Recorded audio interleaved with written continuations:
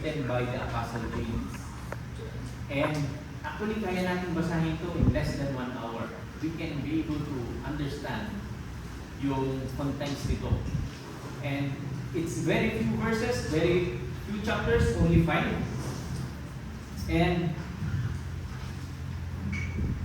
this is written in the 1st century, no? After the death of Jesus Christ.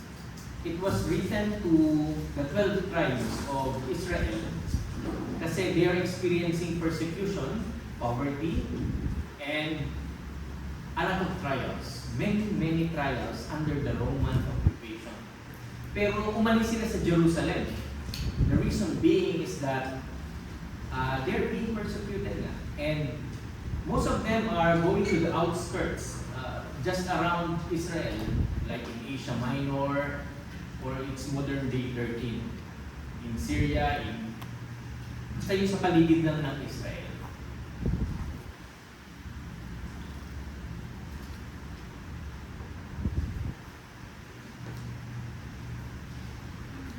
Okay, wisdom in trials. So yung mga trials natin mga kapatid, hindi po ito, kasi karaniwan sa atin pag nakaka-experience ng trial, parang katapusan na ng mundo yan. Parang hindi makaahon, parang laging naghahanap ng kikilingan, laging naghahanap ng pagbabalingan. But actually mga kapatid, trials are not the end. It's God's way of building something stronger para po sa atin. Para sa bawat isa sa atin. We have to undergo this trial kasi ito po yung inaalaw ng Panginoon to mold us, to strengthen us. Okay? Basahin natin sa Tagalog in Bible Pinoy version. Ready? Go. Mga kapatid, maging masaya kayo kung nakaka-experience kayo ng iba't ibang klaseng pagsubok. Kasi alam nyo na pag tinetest ang faith nyo, magiging matibay kayo. Dapat maging matibay talaga kayo hanggang sa dulo para maging perfect kayo. Kumpleto at walang kahit anong kulang. Kung meron sa inyo kailangan ng wisdom, humingi ka sa Diyos at makakatanggap ka. Kasi makabigay ang Diyos sa lahat at hindi siya nanunubag. Amen. Lahat sa atin ay nakatanggap ng trial this week, right? Sinong hindi? Every day in our lives, we are undergoing various tests. Every day in our lives, there will be trials. Gigising ka nga lang sa umaga, marinig mo yung alarm mo, gigising ba ako? Trials. O gigising ba ako? There's no other choice, di ba? So every day in our lives, we face trials. This is just English. Wala naman si Brother Jordan. So, let's do Tagalog. As an OFW, mga kapatid, we are bombarded with a lot of difficulties. Sino bang hindi nakakaramdam ng pagod? Lahat tayo nakakaramdam ng pagod. Meron bang bulletproof dito? Meron bang ala Superman na every trial, basta kaharapin lang, okay lang? Wala po. Humans as we are, we experience na ang kapaguran. And most of us, bilang production workers, no, we experience pressure from supervisors, pressure from our co-workers. And then pag uwi natin sa ating mga dormitory, sa ating mga bahay, we sometimes feel physical pain. Kung ano nung nararamdaman, lalo na kami mga thunders, no? Nagiging suki na tuloy kami ng mga klinika. Same routine, same pressure, same stress, and sometimes we ask,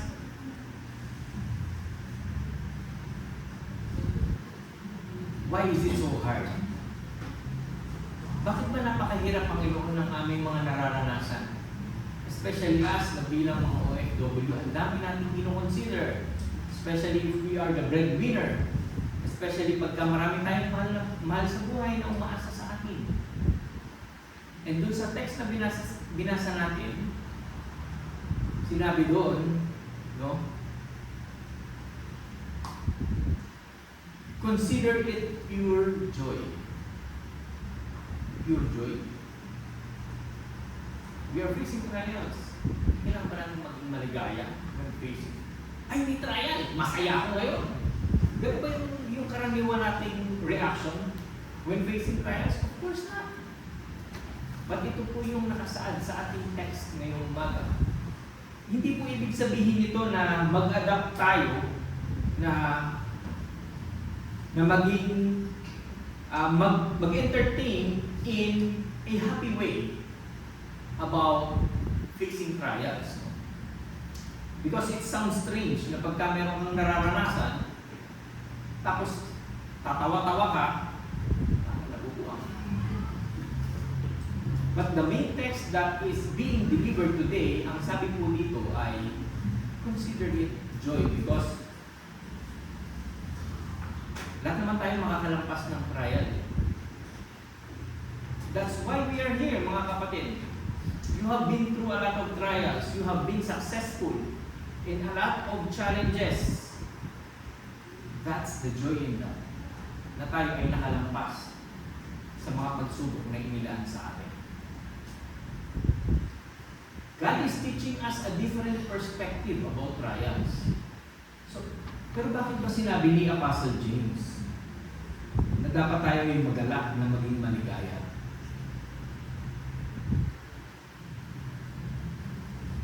Also, in a parallel verse, no, sinabi naman ni Apostle Peter, sabi dito, so be truly glad. There is wonderful joy ahead, even though you must endure many trials for a little while. These trials will show that your faith is genuine. It is being tested as fire tests and purifies gold. Though your faith is far more precious than mere gold, so when your faith remains strong through many trials, it will bring you much praise and glory and honor on the day when Jesus Christ is revealed to the whole world. In the same way, sinabi ni Apostle Peter, so be truly glad. Nagpapyahan ba sila ni James na maging glad to experience joy in spite of trials? Both books are written in the first century. No question with that. But they have one common denominator, which is Jesus Christ. They are first eyewitnesses. They are apostles of Jesus Christ. And that's how they experience kung ano yung trial na na-experience. No? Kung ano yung tamang approach when we are having trials. Consider it pure joy. Ini-highlight ko dito mga kapatid, no? It is being tested as fire tests and purifies gold. Ano ibig sabihin? What's the gold metaphor? Ano ibig sabihin na iniyahan ng tulan ang challenges, ang obstacles na ating nararanasan? The gold. Let's see mga kapatid. The gold metaphor. Paano ito ini-apply sa ating mga buhay, mga kapatid? So the raw gold ore is composed of many impurities.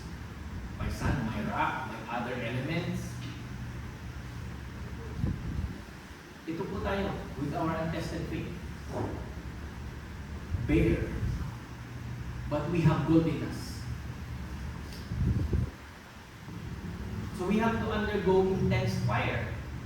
Intense fire, we can consider it as the hard times and the challenges that go on our ways.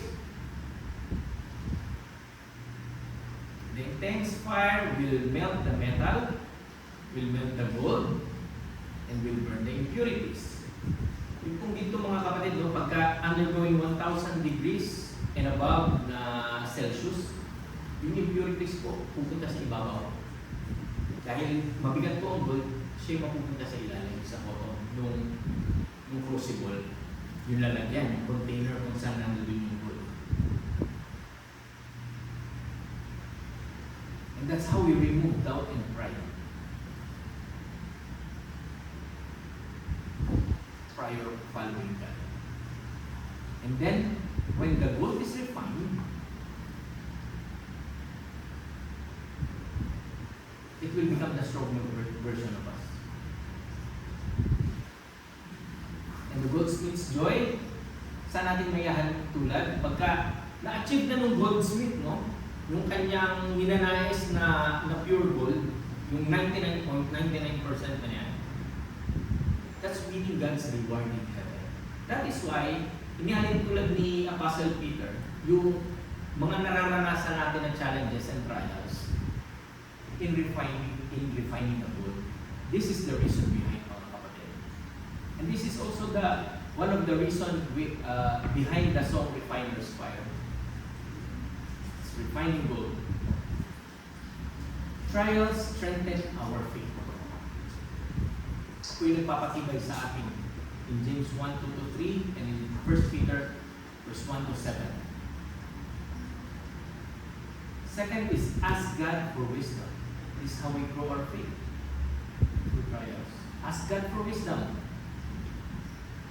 Magtanong tayo sa Panginoon ng heavenly knowledge. In Psalms 119 verse 105, sinabi dito, your word is a lamp to guide my feet and a light for my path. First step is we have to be humble, mga kapatid. We have to admit that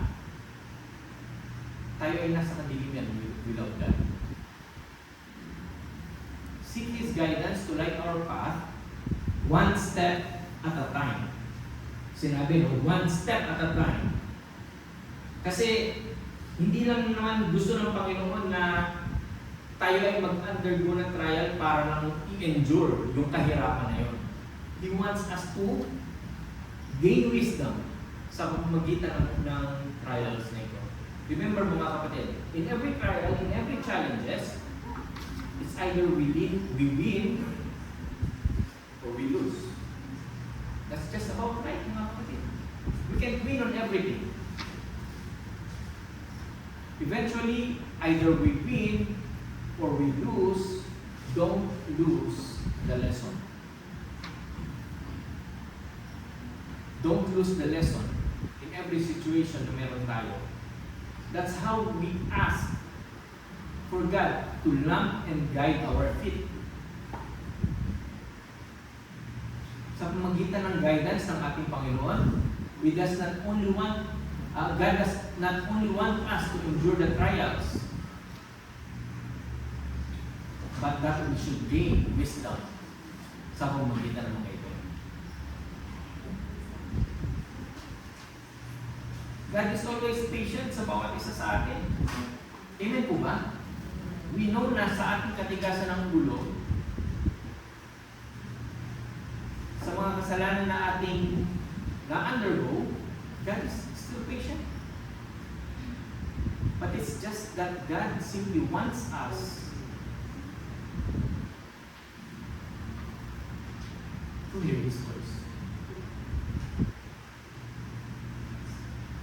In Proverbs chapter 2 verse 6, sinabi ni King Solomon, the writer of Proverbs, for the Lord grants wisdom, from His mouth come knowledge and understanding. The Lord grants wisdom.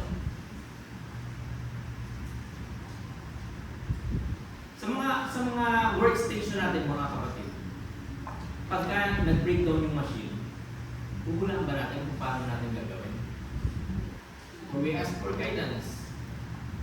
Alamin natin sa maintenance, sa RN, sa engineer. That's how we raise the flag. We have to seek for someone who is expert on something.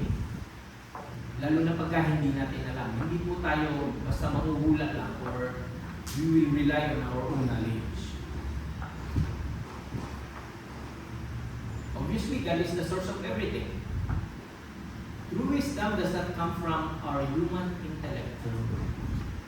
It is a gift directly from God. And of course, humility is required. We have to face it in a humble manner. And to receive wisdom, we must first admit na kailangan natin ito and that we need to seek from a higher power, which is from God. From God alone.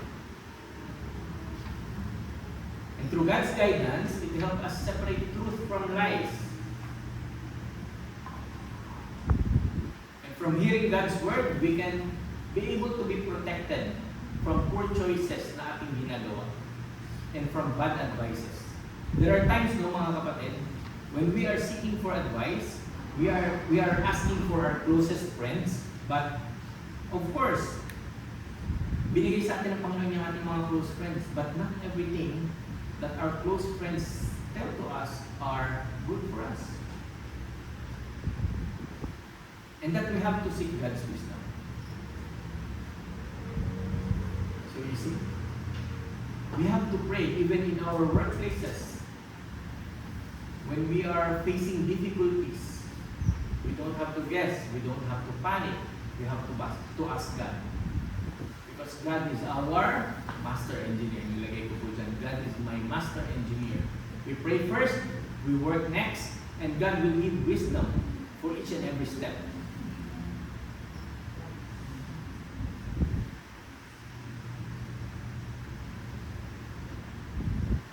Third point, trials reveal our heart. Trials reveal our heart. Pinapakita po nito ng mga trials kung ano yung meron sa ating mga puso. Sinabi sa Luke chapter 6 verse 45, sabay-sabay po natin masahe. A good person produces good things from the treasury of a good heart, and an evil person produces evil things from the treasury of an evil heart. What you say flows from what is in your heart. What you say flows from what is in your heart. And I highlighted here, treasury of a good heart. May treasury pala yung ating mga puso.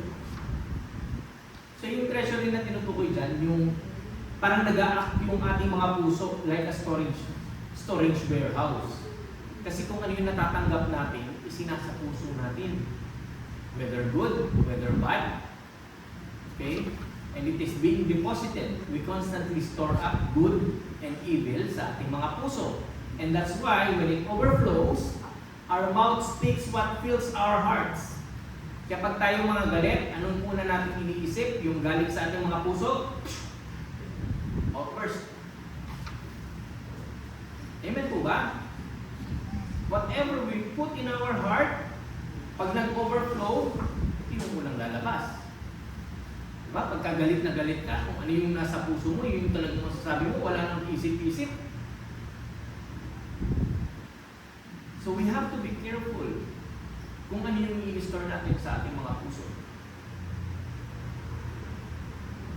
Do we want to remain bitter or do we want to be better?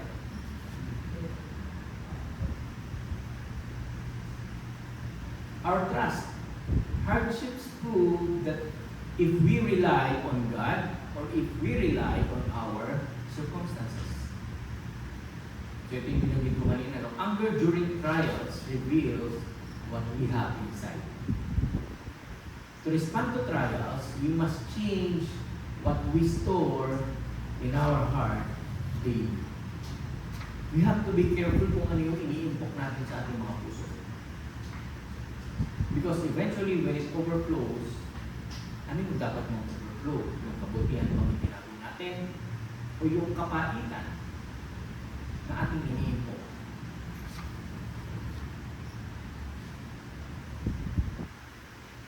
In Exodus chapter 16, verse 2 to 3, sinabi dito, there too, the whole community of Israel complained about Moses and Aaron. If only the Lord had killed us back in Egypt, they moaned. There we sat around pots filled with meat and ate all the bread we wanted. But now you have brought us into this wilderness to starve us all to death. Kita niyo mga kapatid, they have been delivered out of Egypt, and here they are, nagko-complain kay Moses, nagko-complain kay Aaron, na maraming pagkain sa Egypto, unlike dito sa desierto. So the setting of this verse is the wilderness of sin, a harsh desert environment. So what their action displays is yung entire congregation nagko-complain sa kanilang mga leaders. And ano yung nag-i-spill out sa kanilang mga puso? they reminisce, they romanticize kung ano yung inaalala nila sa Egypt during their slavery because of food. Pagka nagugutom tayo at wala tayong makain, minsan nakakaranas tayo ng bugnot na ano, parang gutom na ako eh. Similarly, hindi na po bago yan. Ganyan po yung naranasan ng mga Israelites. However, mga kapatid, these hardships and memory, this pain makes us forget God's past help. Nakalimutan na po nila na sila ay dinelivered out of Egypt. Tumatakbo pa nga sila eh, papalayo sa mga chariot, sa mga umahabol sa kanila. And here they are complaining. Nakalimutan na nila that they have to trust in the Lord. Safety and freedom. Their hearts prefer easy slavery over risky faith. Okay lang na maging slave. Masarap naman ang pagkain.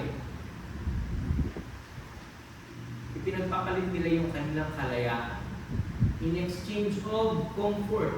They think about that being a slave is comforting enough sa kanilang mga buhay. They haven't seen the fact that there's a specific reason kung bakit sila pinalaya ng Panginoon.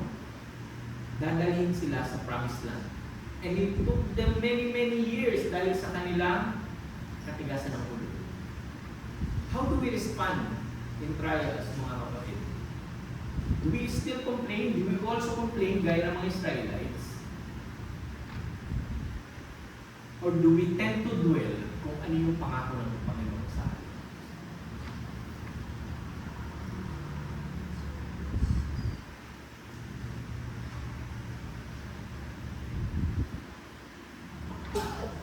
So sometimes when we are tired at work, when we're stressed, when we're misunderstood, we complain. We complain so much. Hanap tayo ng co-worker natin na ka-works natin na nagko-complain din. So parehas kayong magkukwentuhan about complaining. Talaga ito silipan, ganito. Talaga ito kasi inagawan ako ng overtime, gano'n. We are looking to find for situations na kung saan tayo magiging comforted. When in fact, we're trying to just build up some fire inside. We have to guard our words, mga kapatid, because words affects our co-workers sa ating mga work, sa ating mga workstations, alright? Words reflect our faith. For example, marami kang ginawa na kabutihan, at meron kang nabitawan na word na masakit, and your co-worker heard it. Makakalimutan niyo yung mga kabutihan na nagawa mo. Those words will remain in their heart.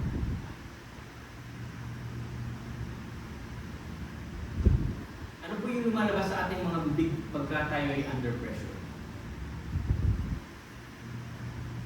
When we are angry, ito ba'y karapat-dapat? If not, we have to examine ourselves. We have to examine our hearts and think about how we have to deliver these words. Trials reveal our heart. So dito sa complaining heart, makikita natin, napakahirap naman ang trabaho naman. Sabi naman ng isa, bakit ako? Nagiging panicky na tuloy siya. Ba't ako? Ba't ako? Remember mga kapatid, when we complain so much, we have to set aside na the reason why we are here is because we wanted it. Right? Tandaan po natin mga kapatid, thousands and thousands of our countrymen ay nakapila under the scorching heat of the sun looking for the job na ating inirereklamo. Right? So pagka nagko-complain tayo kung bakit ako, bakit ang hirap ng trabaho na to, there are people who wanted it. Bigyan lang natin sa kanila, mag-complain tayo. Right? At the end of the day, we lose. Right? Amen. Tayo rin naman yung talo eh. If we whine, if we complain, if we... How about replace it with a thankful heart? Kaya nga sinabi dun sa main text natin eh, consider it pure joy. Sa kabila ng mga trials, we have to be thankful. Yun po yung ninanais ng Panginoon sa atin. Fourth point, trials produce maturity. Sinabi dun sa James 1-4, so let it grow, for when your endurance is fully developed, you will be perfect and complete, needing nothing. Meron po bang taong perfecto? Si perfecto lang, ano? Wala pong taong perfect. Pero bakit po kayo nakasulat? Sinabi dito na you will be perfect and complete. Okay, in the main Greek word used here is teleos. Hindi ko lang po nailagay. The Greek word used here, teleos, means to mature. Hindi po yung magiging perfect na hindi mo na kailangan mag-work more. James is telling believers that when we stay faithful through hard times, yung ating spiritual character grows up. Yung pong perfect Christian na tinutukoy sa verse na to ay, is that someone who never makes a mistake? Humans as we are, we will make a mistake. We will commit mistakes. But someone whose faith is well-rounded, stable, and strong under pressure. Habang tayo ay hinuhubog ng mga pagsubok na nakalaan sa atin, we become mature enough sa pagtanggap ng mga pagsubok na ito. Tandaan po natin yung kite, no? Yung kite rises against the wind. Hindi dahil sa pag-aayon sa wind. Through the adversity, the kite rises. In the same way, that's what God wants us. That's what God wants from us. To endure the trial and learn through it and become mature sa mga bagay-bagay na ito. In Romans chapter 5, verse 3-4, sinabi ni Apostle Paul, we can rejoice too when we run into problems and trials.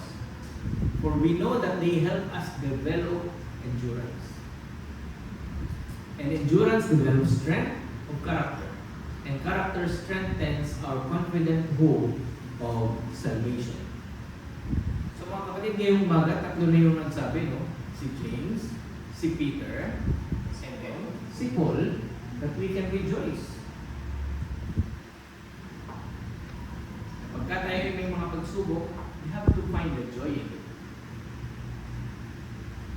Meron pong purpose yung mga troubles natin nararanasan, mga kapatid. And these hard times are not random. It is perfectly placed para sa atin. And God uses them para mapalago ang ating kalakasan. To grow up. To make us grow. Hardships builds our character.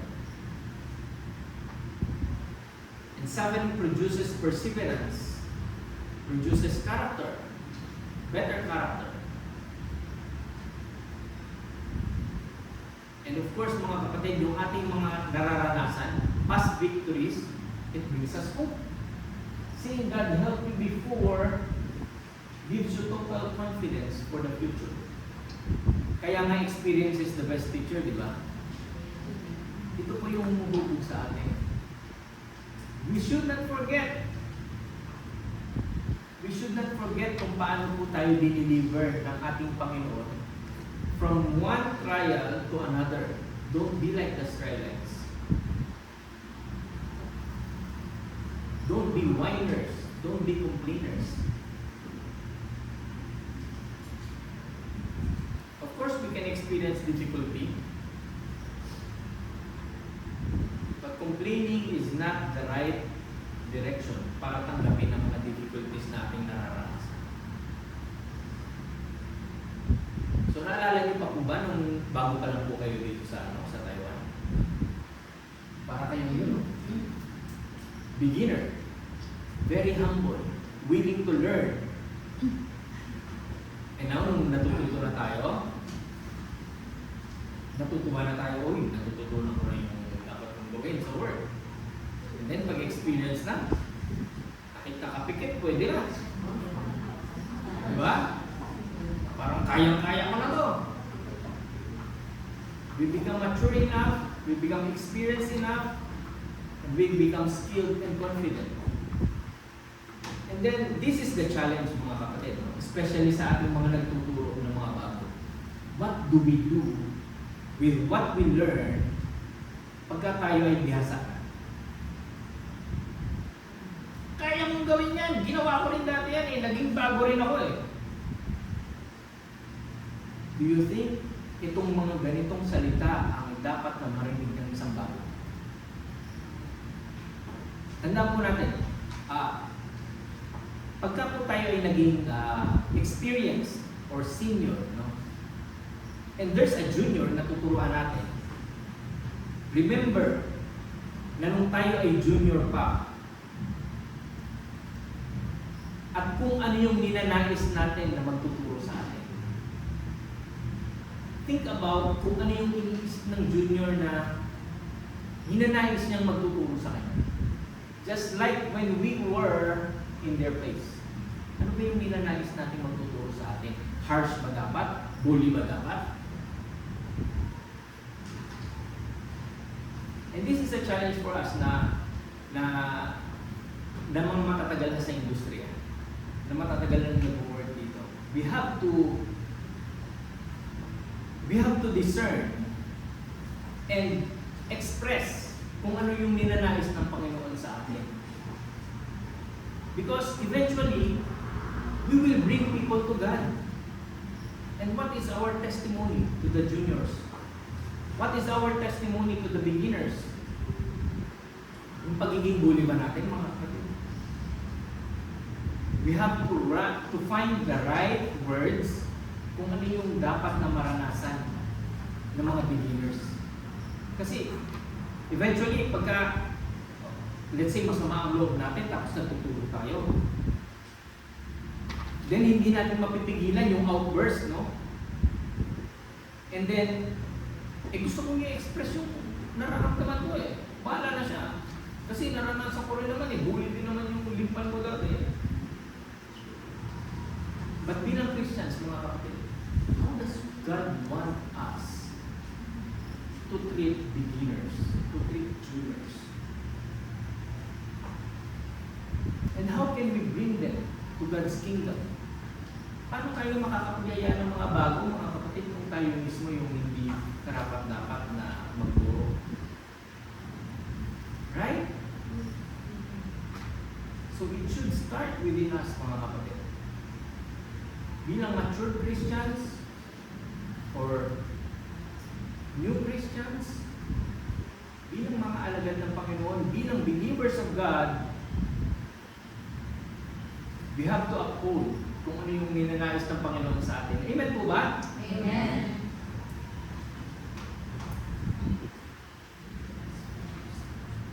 And the challenge, the next time we face difficulties, do not ask, bakit ba nangyayari ito sa akin, Lord? Instead, Lord,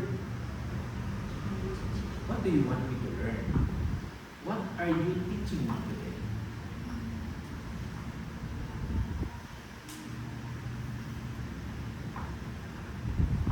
To conclude, mga kapatid, our 4 points: trials strengthen our faith. Ask God for wisdom.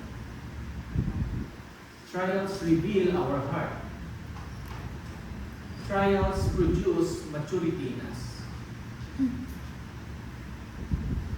Sinabi po sa Isaiah, chapter 41, verse 10, do not fear, for I am with you. Do not be dismayed, for I am your God. I will strengthen you and help you. Amen po ba mga kapatid? I hope we have learned something today on how to grow as Christians undergoing trials. Let's bow down our heads, close our eyes, and pray. Heavenly Father, we thank you for this morning na once again we faced your powerful words regarding the wisdom that comes through trials. Thank you for teaching us that our present situations, yung aming mga hardships na aming nararanasan ay hindi mo inaalaw para kami ay sirain, but to build and shape our character. Thank you for reminding us, Lord, that hindi namin kailangang mag-rely sa aming pansariling kaalaman, and that we have to rely on you, Panginoon. Give us courage to trust your process, Panginoon, so that we can testify your faithfulness sa ibang tao, especially to those people na hindi ka pa po nakikilala. Please give us the strength, Lord, to align in your ways. Help us na maging matatag. Help us na maging wiser in our factories, in our dorms, in our homes. We ask for your guidance over our decisions and our daily tasks. As we go back to our daily routines next week, Panginoon, kami ay lumalapit sa iyo na kami ay gabayan. Gabayan mo po kami sa aming mga trials na panibagong mararanasan namin for the next week. Thank you, Father, for everything that molds us to be better people than we were yesterday. All glory and honor is yours, Almighty Father. In Jesus' mighty name, we pray.